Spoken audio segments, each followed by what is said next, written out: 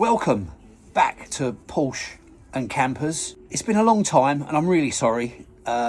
Loads going on, but it's been way too long and it's time to get back on the bicycle. Sorry about the back view. I'm actually upside down, so if I'm going really red at the moment, that's probably why. Let's sort that out. That's a bit better. I'm getting the colour back in my face. Apologies for the delay. It's been so long since I posted anything, and it's been purely down to personal circumstances and just time. It's not that I haven't been doing jobs on vehicles and on the motorhome and stuff like that. It's just that I've not had the time to actually do a decent video on each thing that I've done. I'm still using my iPhone, which is a 13, I think, something like that. And I am now in the next week or so planning to upgrade. I've got no idea in terms of what camera to use, so I'm thinking about an iPhone 16 Pro instead of buying a camera, purely and simply because it does what I want it to do and it's got better memory capacity and I can do editing on my phone and stuff like that. I'm not a vlogger as such, so maybe that'll work out. Maybe I should get something like the DJI or something like that. Drop it in the comments, that would be nice. Any advice? I want something really that's got a good microphone on it, something that I can put in all kinds of different positions to record obviously bits and pieces going on within the cars and the camper vans. So let's take a look at the 997 because it's been a while. It hasn't been out of the garage for at least 9 months. I've only started it up probably back in October the last time. So I know I've been doing a bit of cleaning and stuff like that around the yard, so we'll take a look at her and see how she's doing. There she is, bless her cotton socks. Looking a bit grubby and a bit dusty. In fact, very grubby, very dusty. Like I say, hasn't been used for a long time. So I'm going to get her out of the garage at least for a little while. It's a beautiful day. It's cold. It's February the 28th. Yeah, let's get her out of the garage and see how she sounds after she's been lying around for so long. I'm always dubious firing her up after a long time standing. Purely and simply because I'm sure all 997 owners will know that they can get a bit tappy if they've been left for a long time. It's nothing major, it's purely the fact that the lifters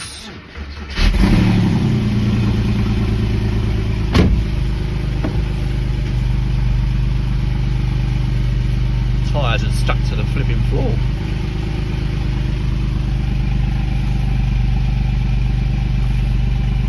Yeah, oil pressure's up where it should be. That fuel in that tank's getting a bit old, I can tell you that.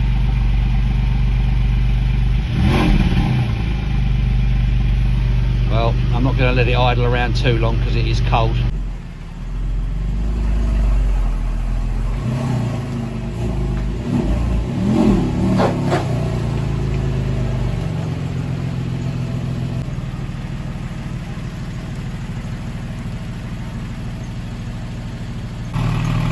So she's not sounding too terrible. There is a little squeaking going on in there. I'd say it's been a good 8 months. It's been about a year since it's been out of the garage, but it's about 8 months since I started it up.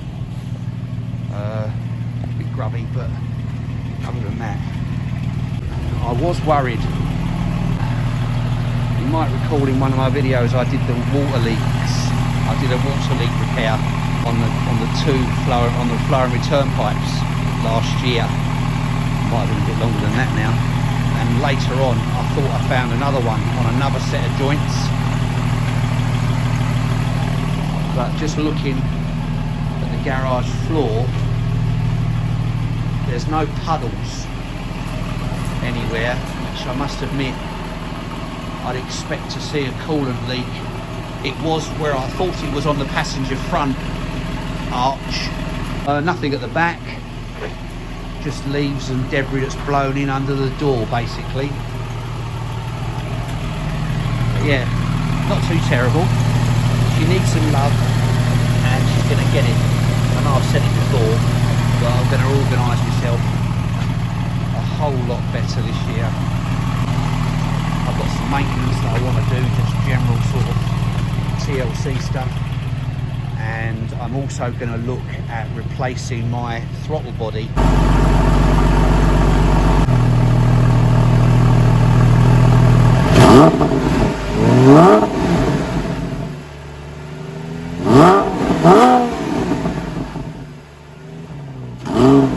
One of the reasons for my plan to replace my throttle body purely and simply boils down to the fact that occasionally, pretty much ever since I've had the car, I've always had this really occasional throttle dropout. I don't know if you've ever experienced it on a 997 or a 996, but basically you're pulling away. It doesn't happen, rarely ever happens while you're driving along, but as you're pulling away, what happens is it's almost as if you've taken your foot off the pedal. But then the minute you release the pedal and put your foot back on it again, it's back to normal, and it can go on for weeks and weeks and weeks without doing it again, sometimes months.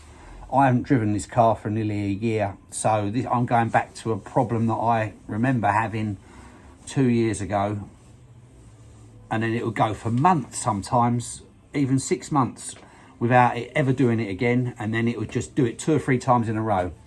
And I've changed a lot of things and looked at a lot of things on the car and cannot find any sort of other issues other than possibly that it's fly-by-wire. Maybe the butterfly is losing connection or is faulty, and occasionally it's just closing randomly when it's losing signal. So that's my thought on the process.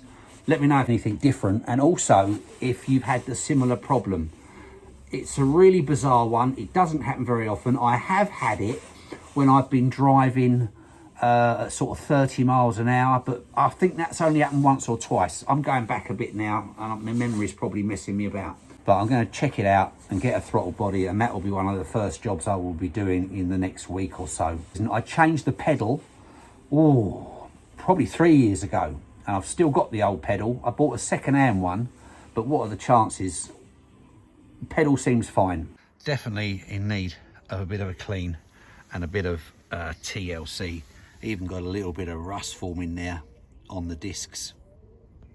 And another plan is to do some work in here and have a tidy up, because I seem to be sort of like outgrowing the space a little bit. It's just a shame that the ceilings are so low. And I've even thought about, can I raise the ceiling? You know, could I jack it up? You know, literally this roof is quite new. It's just sitting on hangers on the concrete walls. And I had a vision of jacking it up 8-10 inches, which is about as far as I can go without planning permission, and putting a collar in just to give me that bit of extra height and headroom. On a personal note, the reason really behind the massive gap with me putting anything really on YouTube has just been, I feel like I'd fallen off the rails a little bit, and I've struggled in the last sort of year, maybe a bit longer, to motivate myself and actually get on with jobs. You know, like I say, I've done quite a few jobs on various cars and the motorhome, and I've been away a few times on the motorhome, and I haven't even bothered to do anything with a video on that either. And it's just purely been, everything seems to be taking a whole lot longer than it used to. I don't know if it's because of my age or what. You know, life isn't too bad. Work's the same. The day job that I do is still the same. You know, family as far as my daughter's concerned, and that is okay. We're doing all right there. But it's just, I don't know, whether it's been the weather, it's been a bit depressing. It could be that. I don't know.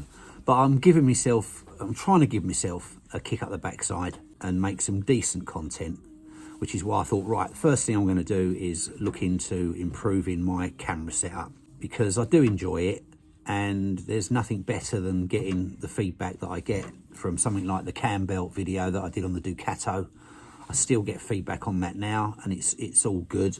And I'd love to do some more in-depth stuff and some more modifications on the Porsche without a shadow of a doubt. And this year, I'm going to make sure that I get it out on the road. Well, May time is when it's due for its MOT. But I generally put it on the road May to sort of October, November.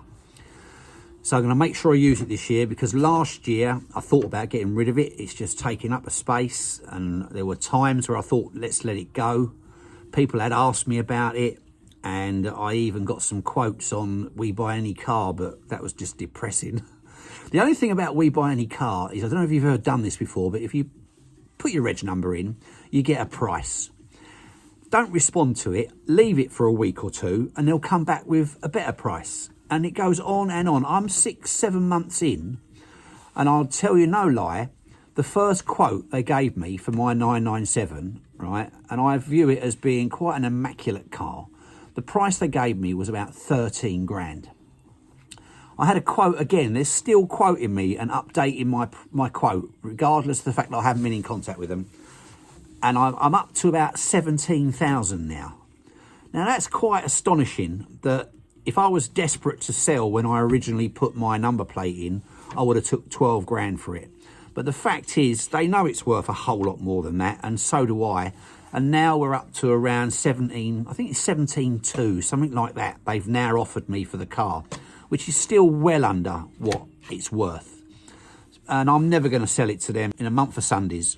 But it's just curious to know that how they play and prey on desperate people that want cash now, and rather than give them a fair price for the car at that moment in time. So watch out for that. Anyway, enough about that. So I'm going to make sure I stay a little bit more motivated and manage my time a little bit better, and hopefully produce some great stuff for you and get some good feedback and be able to answer any questions in the coming months on various bits and bobs. So I'm going to say thank you very much for watching this little video. Not a great deal of content, but I just thought I'd let you know where I am and the fact that I am still here and everything's still here. It's just me has suffered a little bit of sort of, I don't know, almost depression-like, and have gone backwards a little bit in my motivation. But I think I'm getting better, and I'm, you know, when the sun comes out, it makes us all a lot happier. So let's keep looking forward and hopefully have a great summer. So roll on spring before summer gets here. But thanks for watching, and I will be in touch very, very soon with some new stuff. Thanks for watching. Take care. Bye for now. Also, don't forget, if you've got any ideas for me in terms of camera setup for future videos, I would be really, really grateful of any input on that. Let me know in the comments. Thanks. Bye.